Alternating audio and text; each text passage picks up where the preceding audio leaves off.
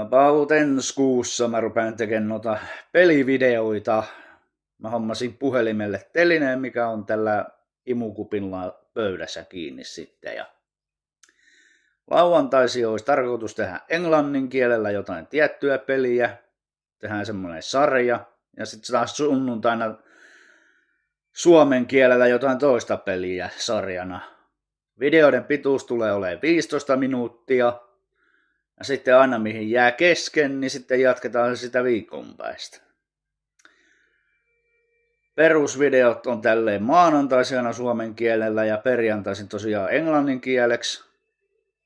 Ihan saatte itse päättää, katsotteko pelkästään suomenkielisiä videoita vai katsotteko molempia.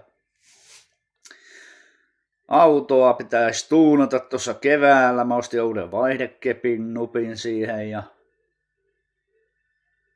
sellaista pientä kivaa. Verikokeiden tulokset pitäisi tulla tällä viikolla.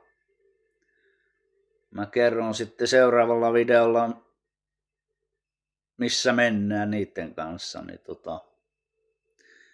pidetään tää video lyhyenä ja mä rupean pelaamaan pleikkaria.